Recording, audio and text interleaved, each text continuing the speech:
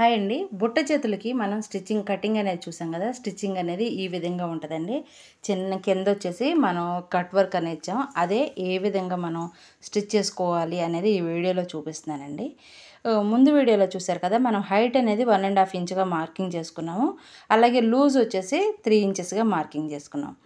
మనం ఇదొచ్చేసి loose, ఇదొచ్చేసి height. ఈ height మనం ఎంత పెంచుకుంటే బుట్ట అనేది అంత ఎక్కువ లూజ్ అనేది షోల్డర్ మీద వస్తుందన్నమాట. 1½ ఇంచ్‌గా పెట్టాం కాబట్టి మనకి ఖర్చులతో పాటు కలిపేసుకొని అన్నీ పెట్టాం. బుట్ట ఎంత వస్తుంది ఏంటనేది ఎలాగూ మీరు ఏమీ డౌట్ పడనక్కర్లేదండి. అది షోల్డర్ మీద మాత్రమే ఉంటే చాలు అనుకున్నప్పుడు ఇలా పెట్టుకుంటే సరిపోతుందన్నమాట. ఈ ఈ వీడియోని ముందు కటింగ్ వీడియోని షేర్ చేశానండి. ఎవరైనా చూడని వారు ఉంటే చూడండి. ఇక్కడ పైన ప్రిల్స్ పెట్టాం కదా! కింద పెట్టేటప్పుడు మనకి ఆపోజిట్ సైడ్ పెట్టామంటే అవి 2 యారో మార్క్స్ లాగా వస్తాయి కాబట్టి బుట్ట అనేది ఇలా ఇలా లెగిసి నుంచోవడానికి బాగుంటుంది చూస్తానికి కూడా. ఇప్పుడు చేతి లూజ్ అయితే ఎంతైతే ఉందో దాని పొడవున లైనింగు ఇంకా ఈ మెయిన్ క్లాత్ పేపర్ సాఫ్ట్ అనేది తీసుకున్నాను. మొదటి ప్రతి కర్వ్కి 1½ ఇంచెస్గా మార్కింగ్ చేసుకొని అక్కడ కర్వ్స్ అనేది ఇచ్చానండి. ఇది వచ్చేసి మనకి కర్వ్స్కి అంటే కట్ వర్క్కి 1/2 ఇంచెస్ వదిలేసుకొని అక్కడి నుంచి 2 ఇంచెస్గా మనకి పట్టి ఉండేలాగా నేను మార్కింగ్ చేసి క్లాత్ని తీసుకున్నాను అనమాట.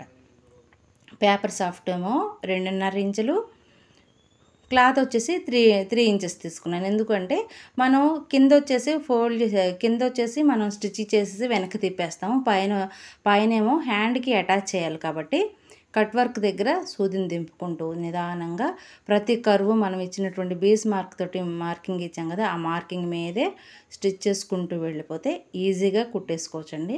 ఈ కర్వ్స్ అనేవి అంటే ఈ కట్ వర్క్ అనేది నెక్కి ఎలా అయితే ఇస్తున్నామో నేను ఒక చిన్న ఫ్రాక్కి ఇచ్చానమాట. ఫ్రంట్ మాత్రమే. చాలా చూసిన తర్వాత మీరే చూస్తారు. నీట్గా వచ్చింది ఫినిషింగ్ అనేది. కొత్త వాళ్ళు కూడా ఈజీగా నేర్చుకోవచ్చండి. ఒకసారి చూడండి.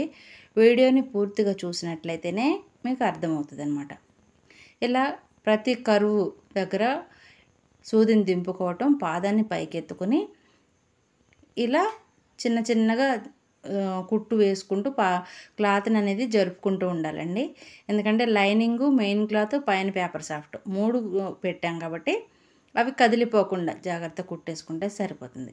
స్టార్టింగ్లో మాత్రం ఒక 2 ఇంచెస్ స్ట్రైట్గా కుట్టేసుకుంటే సరిపోద్ది. ఈ 2 ఇంచెస్ అనేవి మనకి ఖర్చుల్లోకి వెళ్ళిపోతాయి. ఇప్పుడు ఎక్సెస్గా ఉన్నదంతా కట్ చేసేసుకొని ప్రతి కరువు దగ్గర కట్ వర్క్ ఇచ్చాం కదా! ఆ కట్ వర్క్ దగ్గర మనం ఇట్లా కత్తెరతోటి టక్స్ అనేవి ఇచ్చేసుకున్నట్లయితే మనకి కట్స్ అనేవి నీట్గా వెనక్కి తిరుగుతాయి. ఇది హ్యాండ్స్కైనా లేదా నెక్కకైనా దేనికైనా అంతేనండి. మనం కుర్తీస్కైనా ఫ్రంట్ నెక్ ఇలా ఇచ్చామంటే కొంచెం లుక్ అనేది మారిపోతుంది. ఇది క్లాత్ వచ్చేసి కాటన్ క్లాత్ అయినా కూడా ఇది బాగా ఎలివెంట్గా కనిపించాలంటే చిన్న చిన్న వర్క్ కొంచెం ఎక్స్ట్రా వర్క్ అయినా కూడా ఇలా చేసుకుంటే బాగుంటుందండి. ఇదిగోండి, ఒకసారే కదా మనం కుట్టాము. ఈ కర్వ్స్ చూడండి ఎంత ఈజీగా తిరిగినాయి. ఇది మెయిన్ క్లాత్ మధ్యలోకి ఇట్లా తిప్పేసరికి ఇది పేపర్ సాఫ్ట్ అనేది లోపలికి వెళ్ళిపోయి లైనింగ్ అనేది పైకి వచ్చేస్తుంది.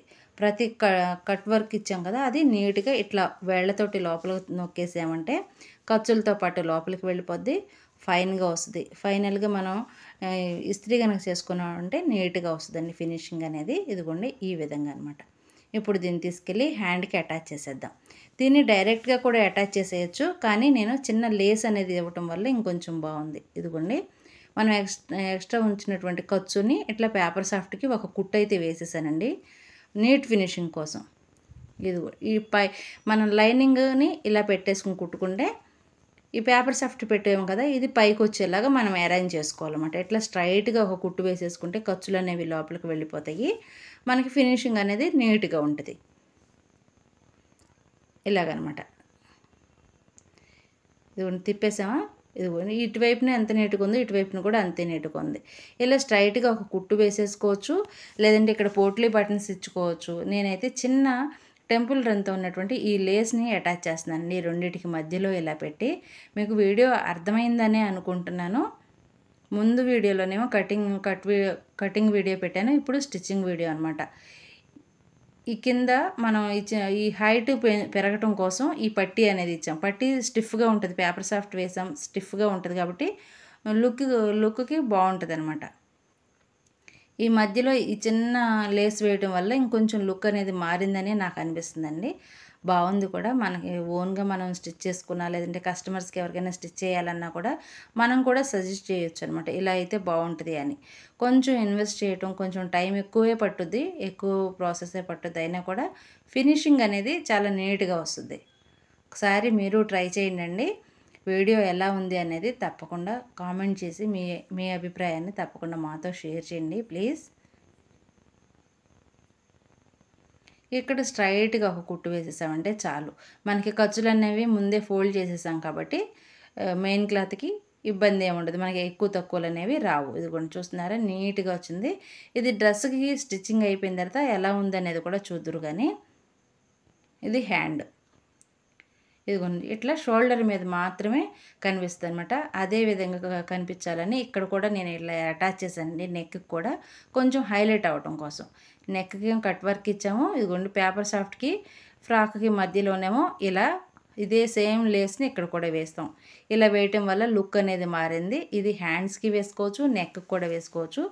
బాగుంది అనుకుంటే కామెంట్ చేయండి, మీరు కూడా ఒకసారి ట్రై చేయండి. ఇది బుట్ట అనేది ఇలా షోల్డర్ మీద మాత్రమే నిలబడితేనే అందంగా ఉంటుందండి. క్లాత్ని బట్టి మనం బుట్టని మార్చుకుంటూ ఉండొచ్చు. మరొక మంచి వీడియోతో మళ్ళీ కలుద్దాం.